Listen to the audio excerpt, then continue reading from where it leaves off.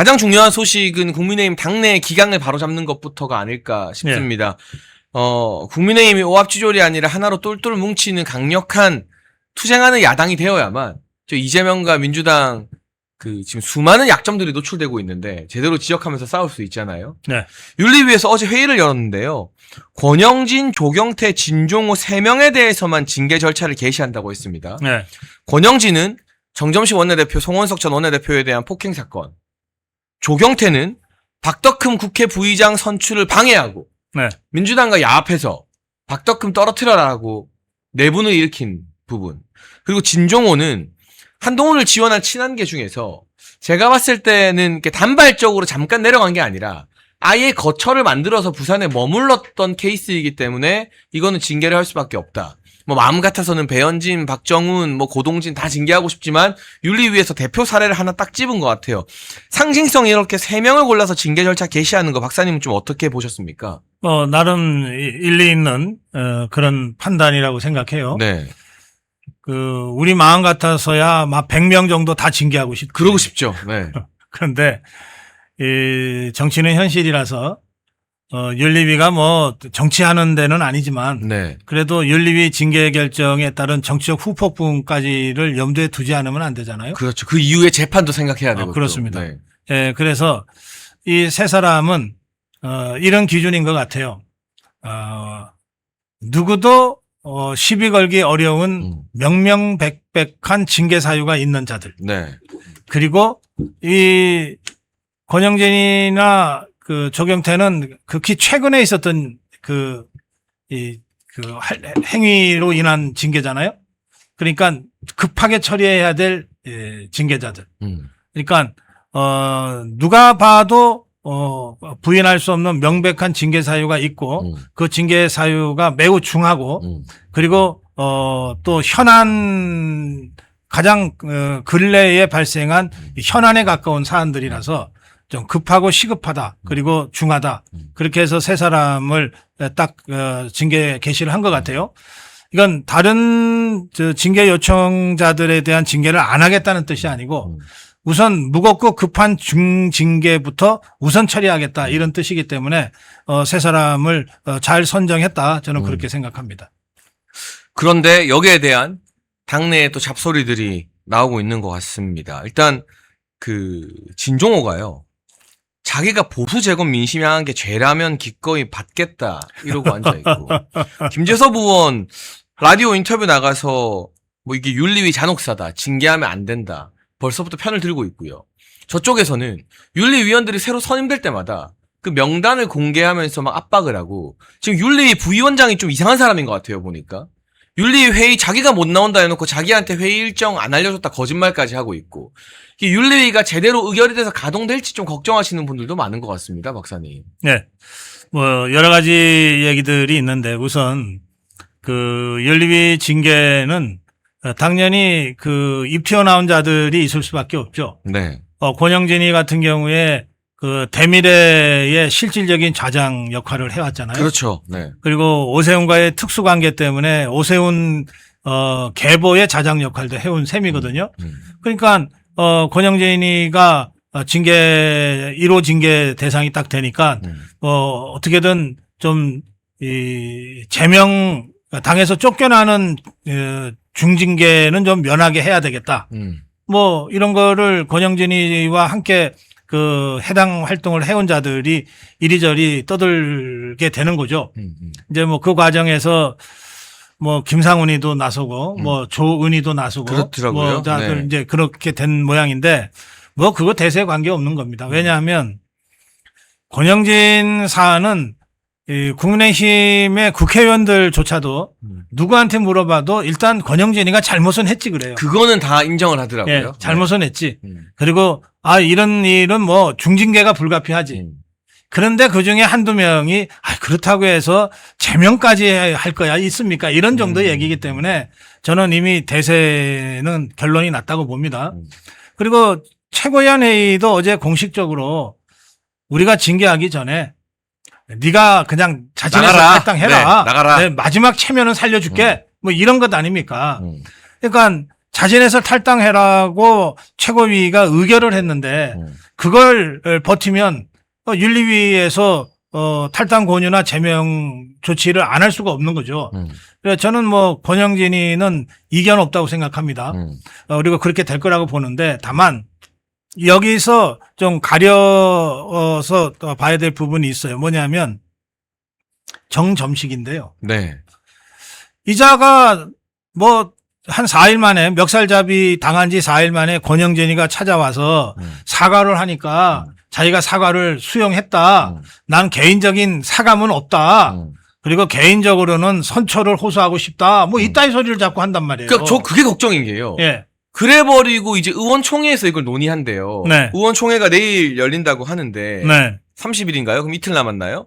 그 의총에서 만약에 아이 원내대표도 선처를 바란다는데 징계까지는 하지 맙시다 이래버리면 네. 분명히 대한가미래나 친행가들이 나와서 바람을 잡을 텐데 예. 그럼 의총에서 그런 결정을 내버리면 이 징계를 못하게 되는 거 아닐까 걱정이 되더라고요. 아니 뭐 저는 정점식이가 저렇게 하더라도 네. 권영진 중징계는 이미 그 결론이 났다고 보는데요. 음.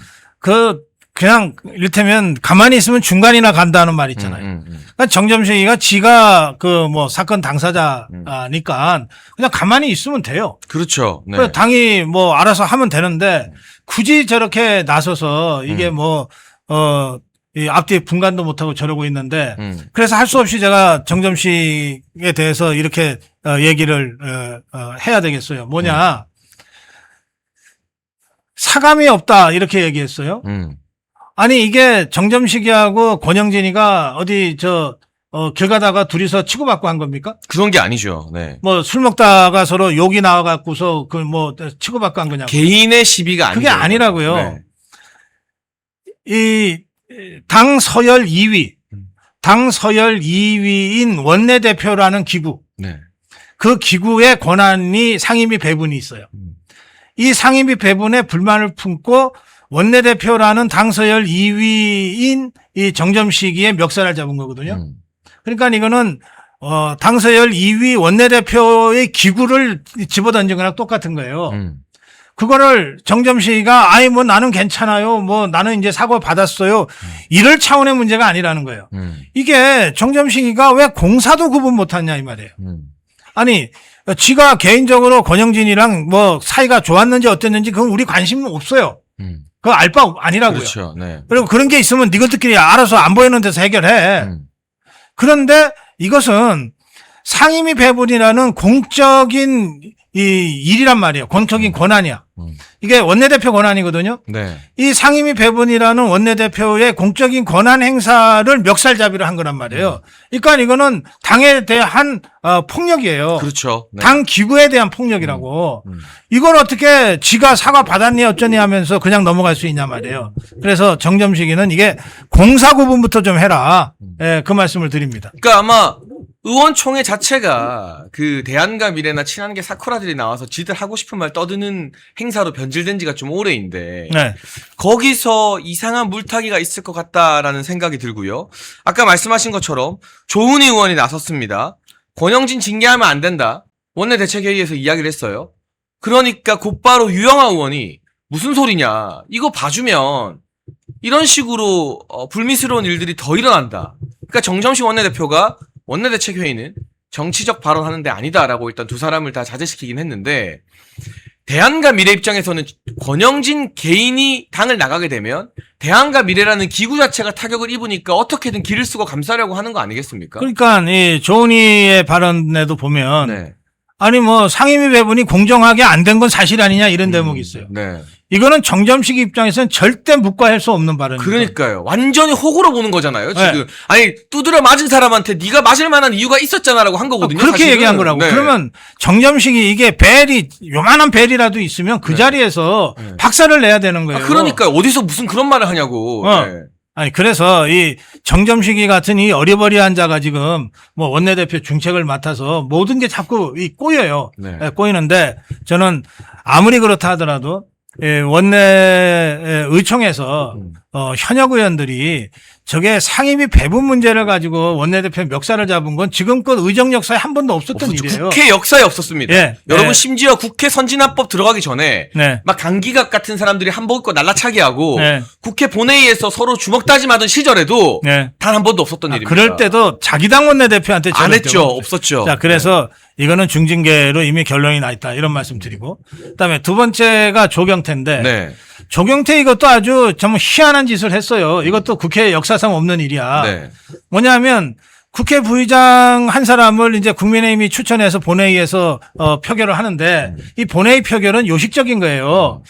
국민의힘에서 이 사람 그러면 다 뽑아주는 거거든요. 그렇죠. 마찬가지로 더불어민주당에서 조정식 의장이고 뭐 누구 부의장 그러면 우리가 다 뽑아준단 말이에요. 근데 이걸 뽑기 위한 경선이 먼저 있었어. 그렇죠. 우리끼리 다 했죠. 국민의힘 의원총회에서 경선을 했어요. 그러니까 그거를 일방적으로 당대표가 박덕흠 하세요 한 게 아니거든요. 아니에요. 정정당당한 경선을 했고. 그래서 박덕흠이도 후보로 나오고 조경태도 후보로 나왔어. 그래서 거기서 박덕흠이 이긴 거예요. 그렇죠. 네. 그런데 이 박덕흠이 그러니까 당에서는 이제 부의장 후보로 추천을 했어요. 그래서 본회의에서 표결을 앞두고 있는데 이 조경태가 그야말로 믿을 수 없는 배신 행위를 한 거예요. 뭐냐? 더불어민주당의 원내 지도부한테 전화질을 한 거예요. 해가지고 뭐라고 그랬냐면 박덕흠이는 윤석열 대통령 탄핵에 반대한 사람이다. 그러니 이 사람은 내란 세력이다. 어떻게 국회 부의장을 내란 세력을 뽑느냐. 그러니 박덕흠이 떨어뜨리고 나를 다시 찍어달라. 진짜 말도 안 된다. 이거를 한 거거든요. 네. 그래서 조경태 표가 28표가 나왔어요. 네. 아니 이런 배신은 또 처음 봐. 보다 처음 봐. 이것도 국회 의정 역사상 처음 있는 일 처음 있는 아닌가요? 일이에요. 네. 그래서 조경태는 최고 수위의 중징계가 불가피하다. 이거는 또 국민의힘 국회의원들이라면 누구나 다 이게 공감하고 있는 거예요. 그래서 제가 말씀드린 대로 권영진이나 조경태는 이건 빼도 박도 못하는 상황이 됐다. 이것들이 뭐라고 떠들고 대거든, 이것들이 뭐라고 변명을 하든 이거는 이미 국민의힘의 국회의원들 사이에서도 널리 공감대가 형성돼 있다. 그렇게 말씀드리고 이제 마지막 남은 게 진종호인데 이 진종호 친한계 주자 중에서 대표적으로 부산에 거처까지 마련하면서 한동훈을 도왔다는 건데 네. 그런데 저는 윤리위가 정무적으로 굉장히 많이 인내한 게 느껴지거든요. 아까 저희가 이야기할 때 댓글로 막 배현진은 송파남매는 막 올라왔어요. 그런데 재판을 간다고 가정했을 때, 가처분을 간다고 가정했을 때 일회성으로 내려온 사람 말고 아예 거기에 머무르면서 해당 행위를 주도적으로 계속 반복한 사람, 저는 그 기준을 굉장히 높게 잡은 것 같긴 해요. 네. 우리 입장에서는 아쉽긴 하지만 뭔가 딱 그 본보기를 삼는다는 측면에서 봤을 때는 윤리위의 고민이 좀 느껴지지 않습니까, 박사님? 근데 그렇게 아쉬워할 것도 없어요. 네. 왜냐하면 그렇다고 해서 배현진이나 뭐 박정훈이나 이런 것들이 해당 행위 안 한 건 아니잖아요. 그렇죠. 네. 그런데 이제 그 상습적으로 아예 대놓고 한 것하고 한두 번 눈치 보면서 한 것하고는 경중은 가려주자 이거예요. 그러니까 제일 무거운 거가 진종호다라고 본 거예요. 그렇죠. 아예 거처를 마련했다고 했으니까 그러니까. 자기 입으로. 네. 네. 그래서 진종호는 가장 먼저 중징계를 하고 네. 그다음에 진종호 중징계가 끝나면 진종호만큼 이 재질이 나쁜 건 아니지만 그래도 이것들도 다 의도적으로 무소속을 도와서 국민의힘 후보 떨어뜨리는 일을 한 거는 사실이니까 그 부분에 대해서는 추가로 징계를 저는 착수할 거라고 봅니다. 경징계라 할지라도. 아니 그렇죠. 네. 그런데 이제 이 부분이 있어요. 권영진이나 조경태는 탈당 권유 또는 이 제명 중징계를 하면은 의총에서 의결을 해야 되거든요. 제명 경우에는 국회의원이니까. 그 저는 의총 표결해도 무조건 중징계로 제명 결정 날 거라고 봅니다.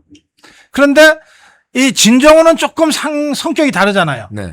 그런데 진정호는 비례대표이기 때문에 그렇죠. 제명을 하면 안 돼. 제명하면은 자기가 자유롭게 국회의원 무소속 그렇지. 마음대로 하는 거잖아요. 예, 무소속 국회의원을 계속 할 수가 있는 거예요. 그렇죠. 네. 그래서 진정호는 제명하면 안 되고 2년 당원권 정지 또는 3년 당원권 정지를 때려야 되는 거예요. 그래야 다음 총선에 아예 출마할 자격이 그렇죠. 박탈되는 거잖아요. 그러면 네. 당원권 정지 2년 3년은 의총을 안 가도 돼요. 그렇죠. 네. 제명이 아니니까. 그렇게 해서 세 사람을 먼저 징계하겠다고 개시 결정을 한 거다. 저는 그렇게 이해를 했어요. 그러니까 사실 굳이 의총에 올려서 복잡한 어떤 과정, 네. 거기서 뭐 누가 찬성을 하고 반대를 하고 그게 또 다 기사화가 될 텐데 네. 그런 과정을 거칠 필요가 없다는 거죠. 진정호 케이스 네, 같은 경우는. 그렇습니다. 오히려 제명을 해주는 게 아니, 비례대표 뭐, 의원들은 더 좋아하는 일일 수도 있으니까. 비례대표 초선 하나 지금 제명하는데 뭔 의총까지 여냐고요. 그냥 중징계 다운권 정지 3년 때려놓으면 돼요.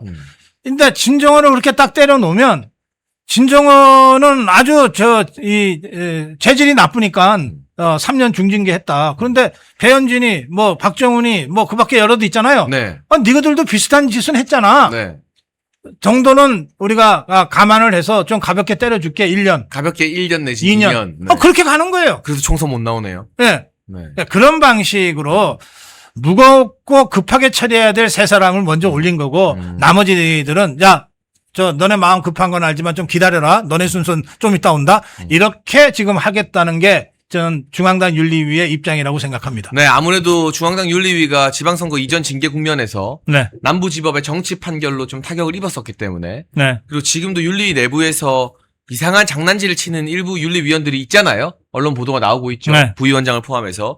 그러다 보니 더욱더 전략적이고 정무적으로 또는 신중하게 이 사안을 풀어가고 있다. 그러니까 한번 지켜보면 될 것 같다라는 생각이 들고 필요하다면 네. 추가적인 윤리위원 선임도 계속해서 해나가야죠. 당연히 해가야죠. 윤리위원회가 7명인데 네. 지금 2명이 사퇴했어요. 그 5명이잖아요. 네. 5명이 이제 정족수인데 그중에 3명이 모여서 회의를 했으니까 절차상 아무 문제가 없어요. 네. 다만 이제 이런 점은 있습니다. 이게 윤리위 징계라고 하는 거는 우리가 하면, 그러니까 중앙당 윤리위에서 하면 저것들은 지난번에 배현진이나 김정혁이 그 사례처럼 다시 가처분 신청하고 법적으로 하겠다고 떠들어도 될 게 분명해요. 그렇게 하겠죠. 그럴 때 다시는 그런 일이 없도록 하기 위한 아주 정밀하고 디테일한 접근들이 필요합니다. 그러니까 설사 이 좌파 판사가 들여다 보더라도 어떻게 흠잡을 데 없을 정도로 단단하게 준비를 해야 돼요. 이번에는 그래서 징계 사유가 좀 구체적이어야 돼요. 그리고 징계 사유가 누가 봐도 이거는 어쩔 수 없지. 이거는 해야지라고 할 정도의 보편성을 가져야 돼요. 그러니까 이 징계의 원칙과 사유가 보편성과 구체성을 갖는 수준까지 이 중앙당 윤리위가 가져야 된다 이거예요. 그래야만 지난번에 배현진이 김정혁 같은 우리가 방심하고 있다가 역공당하는 그런 일을 사전에 막을 수 있다. 그런 문제의식을 지금 윤리위 위원들이 좀 투철하게 가졌으면 좋겠어요. 네, 그렇습니다. 여러분, 고성국 박사님과 함께 이 윤리위 국면을 이야기하니까 이게 앞으로 어떤 식으로 진행이 될 거고 어떤 과정을 밟고 있는지 좀 투명하게 여러분께 전달이 될 것 같은데요. 여기서 더 중요한 건 우리가 당원들의 결집된 힘, 지지층들의 변하지 않는 지지를 장동혁 대표와 지도부에게 실어주는 게 중요합니다. 지금 리얼미터 기준으로 이번 주에 국민의힘 지지율이 또 올랐고 네. 이재명 지지율이 민주당 전대 기간에도 2주 떨어졌잖아요. 네. 이런 것들이 사실은 장 대표가 이렇게 당의 기강을 바로 잡아나가는데 가장 큰 힘이 되는 거 아니겠습니까? 그렇죠. 네. 이렇게 이제 징계가 가시화되니까 네. 이제 겁을 먹은 자들이 생기잖아요. 네. 그래서 요새 송파하면 조용해요. 저 겁을 먹은 자들이 네. 두 가지 그 행태를 보여요. 하나는 지금 말씀하신 이 송파남매들처럼 납작 네. 엎드려 있는 거예요. 그러니까 어디 갔는지 모르겠어요. 그 시끄럽던 사람들이. 네, 또 일본 갔나? 네. 납작 엎드려 있는 거예요. 두 번째는 이 물타기 하러 나와요. 그러니까 김상훈이 같은 자, 잘못했지만 그래도 그렇게 중징계까지는 이런 식으로 쓸그머니 물타기 해요. 권영세 같은 자. 물타기 하거든요. 그러면서 이 자들이 꼭 끼워 넣는 게 있어요. 장동혁 대표 거치는 어떻게 되나? 이런. 네, 네. 그렇게 하면 또, 족벌 언론들이 잽싸게 그걸 받아가지고. 지도부 흔들린다, 사퇴 그렇지. 이야기 또 나온다. 국민의힘 중진들, 장동혁 대표 거치 문제 논의한다. 이런 식으로 나오는 거예요. 그러니까요. 그런 거 없어요. 이미, 한동훈 똘만이나 오세훈 똘만이들, 장동혁 끌어내리는 건 이제 불가능해. 라고 포기한 지 오래됐어요. 그래서 그런 언론 기사가 가끔씩 물타기 차원에서 나오더라도 그런 거 여러분들 신경 쓰실 거 없습니다. 그리고 한편으로는, 오늘 원대회의에서 징계가 필요하다 원칙을 밝혔던 유영아 의원. 네. 저는 이렇게 우리 당원들의 의견을 대변해주는 의원들에 대한 여러분의 응원도 필요하다. 그러니까 말도 안 되는 인간들 우리가 지금 막 정치 그렇게 하지 마라. 국민의힘 네. 나가라. 우리의 목소리를 전달하는 것만큼이나 그럼요. 예. 그런 공적인 자리에서 국민의힘 의원들이 대부분 다 샌님이거든요. 솔직히 말하면 아까 저는 박사님 말씀 중에 제일 공감됐던 게 조은희 의원이 공개 석상에서 원내대표도 잘못 있다고 하면 원내대표가 박살을 내야 되는 거잖아요. 박살 내야지. 근데 그걸 안 하니까 네. 유영하 의원이 그 다음 발언 순서인데 바로 받아쳤어요. 그러니까 그렇게 잘하는 의원들에 대해서는 우리가 또 칭찬도 해주고 가서 댓글도 달아주고 하는 게 이 네. 당의 썩은 문화를 바꾸는 첫 걸음이다 라는 생각이 많이 듭니다. 여러분 권영진, 조경태, 진종우 뭐 권진조라고 불러야 되나요? 아무튼 이 세 사람에 대한 징계 절차가 개시가 됐고요. 여러 어려움이 있지만 박사님께서 설명해 주신 대로 해석해 주신 대로 윤리위와 당의 기강을 잡기 위한 행보들은 계속될 것입니다. 지켜보시고 저희가 또 중간에 알려드릴 일이 있으면 속보로 속속 전해드리도록 하겠습니다. 말씀드리는 가운데 실시간 5,000분 넘고 있는데요. 저희가 어제부터 시간을 바꿨음에도 바로 이렇게 5,000분 이상 봐주셔서 너무 감사하고요. 다른 분들도 이 방송을 다시 보기로 많이 볼 수 있도록 구독과 좋아요를 꼭 눌러주셔야 합니다. 저희 네, 말씀 주시죠. 한편으로는 이제 징계를 위한 윤리가 가동됐어요. 네. 또 한편으로는 당에 취약했던 조직들이 조금씩 정비되어 가고 있어요. 수석 대변인의 박충건 의원 추가 선임됐죠. 추가 선임됐죠. 법률위원장의 김태규 의원. 잘 뽑았습니다. 네. 그다음에 미디어위원장의 이진숙 의원. 네. 그러니까 이 국회의원들은 다 헌법기관이니까 뭐든 다 할 수 있다고 생각할지 모르지만 당무라고 하는 것도 달라요. 맞아요. 당직이 있어야 말수 당직이 없으면은 네가 뭔데 그래 버리면 할 말이 없는 거예요. 그러니까 김태규 법률위원장, 이진숙 미디어위원장, 그리고 박충권 수석 대변인 이런 인사 하나하나가 굉장히 중요한 의미를 갖거든요. 그리고 이진숙, 김태규는 초선이지만 네. 인지도 측면에서는 웬만한 중진 이상이잖아요. 그럼요. 그런데 이 사람들이 마다하지 않고 장동혁 체제에서 당직을 맡았다는 게 전 중요하다고 봐요. 네. 언론에서 어떤 프레임을 만들어냈냐면 이 이야기를 하기 전에 30초만 광고 보고 올 건데요. 그러시요. 광고 보면서 여러분이 좋아요를 눌러주시면 이 무슨 비하인드 스토리가 숨어 있는지 잘 설명을 드리도록 하겠습니다. 30초 광고 동안 한 분도 빠짐없이 좋아요 눌러주세요. 잠깐 좋아요 보고 오시죠. 잠깐 광고 보고 오시죠. 네, 멸콩TV에서 신제품 환신 나이가라 2+1 특별 한일을 진행 중입니다. 50년 전통의 신화제약에서 회사의 명예를 걸고 자신있게 만들었습니다. 면역력 강화, 혈액순환 개선, 피로 개선, 기억력 개선, 항산화에 도움을 주는 식약처 인정 건강기능식품입니다. 특히 밤에 주무시다가 화장실 문제로 불편을 겪는 분들에게 추천드립니다. 멸콩TV와 함께하는 환신 나이가라 많은 문의와 사랑을 부탁드립니다. 네, 여러분 광고 타이밍 기가 막히죠. 네, 좋아요와 구독 빼먹지 마시고요. 지금 현재 5,200분과 함께하고 있습니다. 네. 이게 언론에서 어떤 프레임을 만들었냐면 장동혁 체제에서 당직을 새로 개편하려고 하는데 아무도 안 맞는다. 사람이 없다. 왜냐 장동혁 잘 안 될 거니까 라고 막 그런 조중동이 그런 프레임을 만들고 TV조선 채널A가 그렇게 떠들어댔는데 네. 초선 중에서 가장 영향력이 세고 인지도가 높은 이진숙 김태규가 떡하니 법률위원장 할게요. 미디어위원장 할게요. 맡아준 거예요. 그러니까 이거는 장동혁 체제가 굳건하다는 사실 긴 말이 필요 없는 가장 확실한 증거 아니겠습니까? 그렇죠. 다른 중진 의원들 네. 3선 이상은 우선 장동혁 대표 밑에서 뭐 당직하는 거를 그렇게 내키하지 않아요. 상임위원장은 죽으라고 해. 그러니까요. 서로 머리 박치기 하면서 하려고 그러는데 주요 당직을 맡으려고 하지 않아요. 그런데 그거는 당신들만 그런 게 아니라 장동혁 대표나 장동혁 지도부 입장에서도 아이고 뭐 니거들한테 자리 주고 싶지 않아 이런 게 있어요. 그렇죠. 네. 아니 그것들이 뭐 자리 보존하는 거 말고 할 줄 아는 게 뭐 있어요.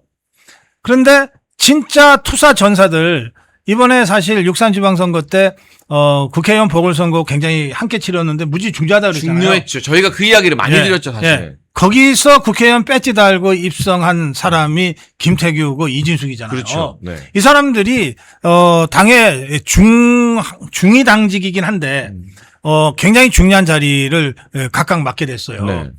저 사람들 지금 국회의원 선수한 지 이제 한 달. 이제 한 달 됐죠. 한 달 예. 정도. 네. 한 달 만에 국회 진출한 지 한 달 만에 저런 주요 당직 맡은 경우도 거의 없을걸요?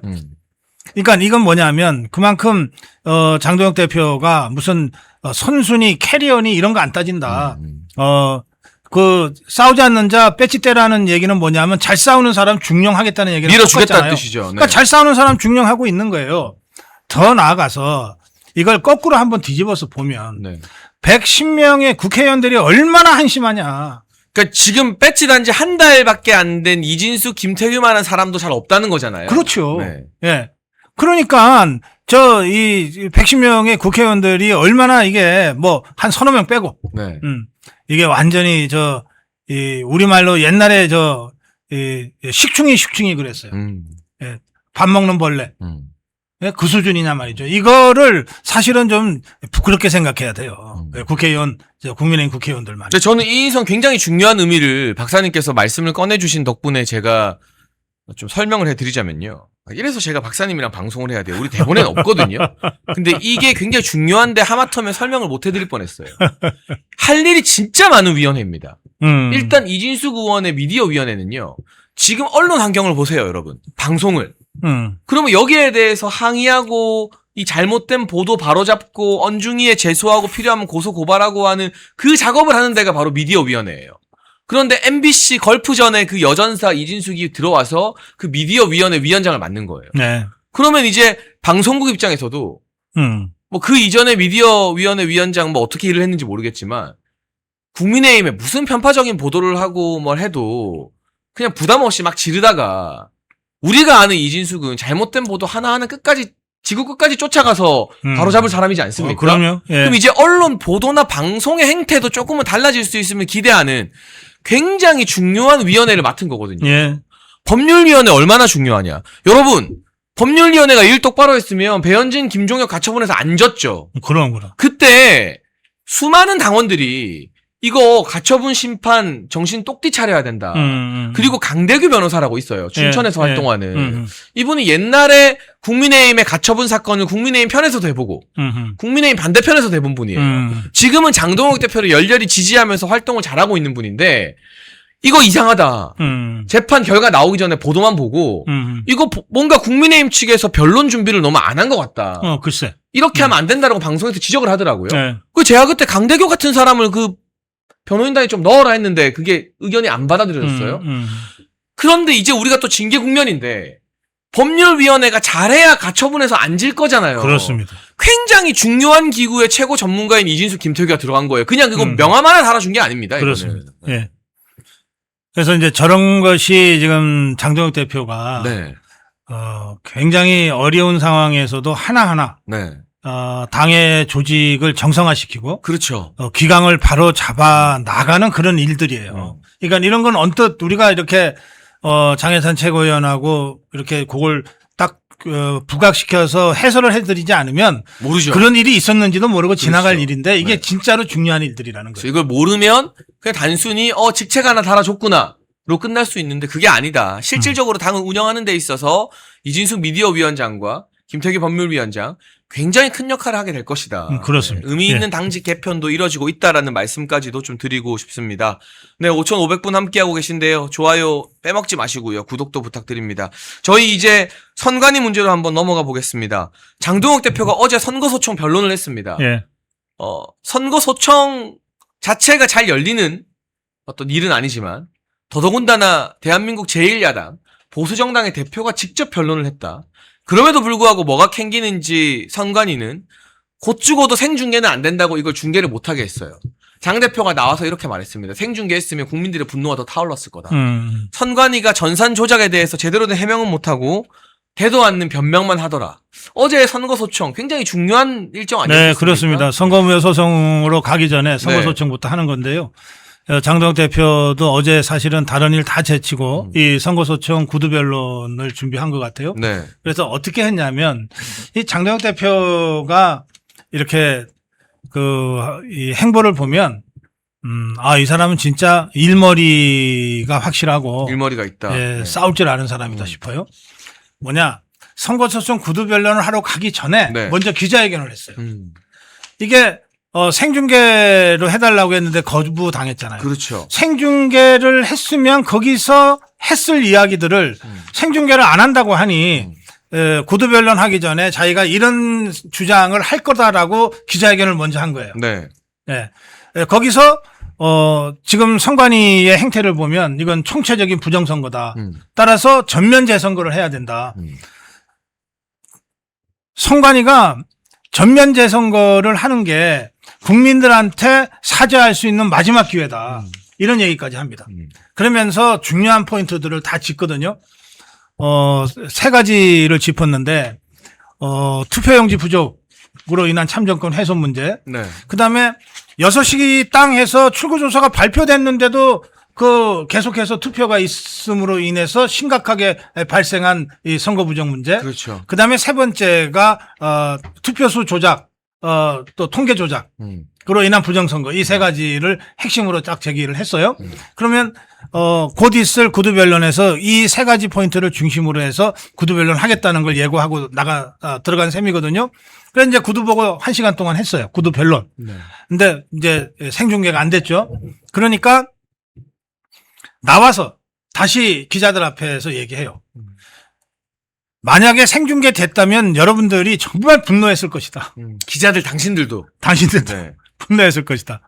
내가 지금 여러분들 앞에서 브리핑을 하기 위해서 지금 섰기 때문에 내가 스스로 내 분노를 지금 간신히 억누르고 지금 얘기하는 중이다. 참고 있는 거다. 참고 있는 네. 중이다. 그러니 이 1시간 동안 구두 변론을 하면서 공방이 왔다 갔다 했을 텐데 그 과정이 얼마나 황당하고 택도 없는 상황이었을지가 니키 짐작이 되는 거죠. 예. 그런 식으로 정리하면서 이 선거소청 받아들여라. 전면 재선거로 가야 된다. 이렇게 주장했거든요. 네, 네. 그러니까 이게 딱 그 기승전결이 딱 맞잖아요.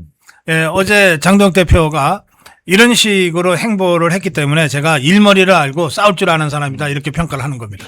네, 그리고 이 장동혁 대표의 선거 소청 변론 이후에도 이해할 수 없는 정황들이 계속 드러나고 있는데요. 네. 통영시장 재검표가 있었습니다. 그런데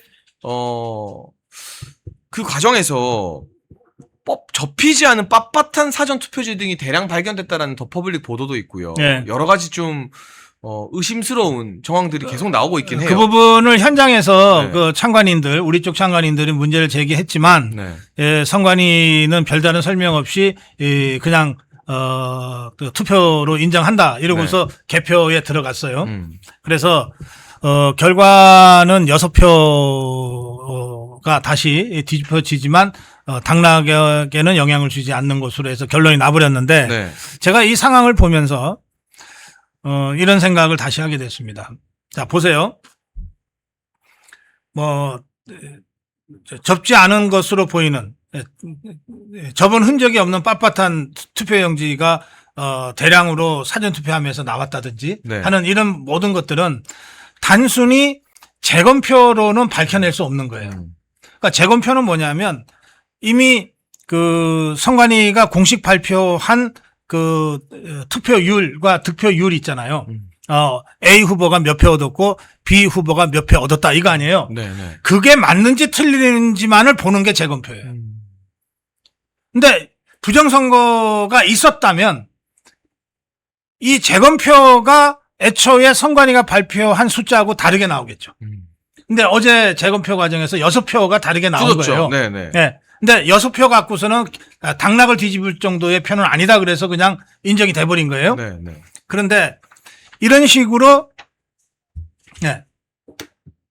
이런 식으로 그 재검표만 가지고서는 해결할 수 있는 것이 거의 없어요. 그 얼마 전에 국회 국정조사를 하면서 재검표 얘기가 나오지 않았습니까? 근데 그 재검표는 국정조사위가 선관위랑 손잡고 재검표 한다는 거였어요. 그때 우리 올림픽공원에 우리 모이신 시민들 또 자유파 국민들이 그런 재검표 안 돼. 장동혁 대표도 그런 재검표 안 돼. 그랬잖아요. 그러면서 나왔던 얘기가 뭐냐. 지금 올림픽공원의 핸드볼 경기장에 427만 표가 있는데 이게 단순히 선관위가 6월 3일 날 당일 날 발표한 거하고 맞는지 안 맞는지만 대조해보는 재검표가 중요한 게 아니고 이 427만 표의 투표 용지와 투표 함의 어떤 세력에 의해서든 훼손되거나 오염되지 않았다는 것을 먼저 확인을 해야 되는 거예요. 이거는 국정조사위원들이 백날 들여다본다고 해서 되는 게 아니고 선관위원들이 와서 그거 우리가 손댄 적 없어요. 훼손 안 됐어요. 라고 100번 말한다고 해서 지금 우리 국민이 믿을 수 있는 게 아니에요. 이거는 수사권을 갖고 있는 특검이 이 과정을 쭉 보고 이 427만 표 투표함이 어떻게 운반됐고 어떻게 보관됐는지 그 안에 CCTV가 있었는지 없었는지까지를 다 살펴봐서 강제 수사권을 가진 특검이 수사를 해보니까 이 427만 표는 오염되지도 않았고 훼손되지도 않았다. 이게 결론이 내려져야 그 다음에 재검표가 의미가 있는 거라고요. 이 과정이 생략된 채 그냥 덜렁 재검표만 해버리면 그래서 6월 3일 날 발표된 숫자하고 이번에 표를 다시 세어보니까 숫자가 뭐 맞다더라. 그걸로는 아무 의미가 없는 거예요. 그래서 특검에 의한 재검표, 강제 수사권이 있는 특검에 의한 재검표만이 지금 우리 자유파 국민들이 올림픽공원의 시민들이 받아들일 수 있는 안인 거예요.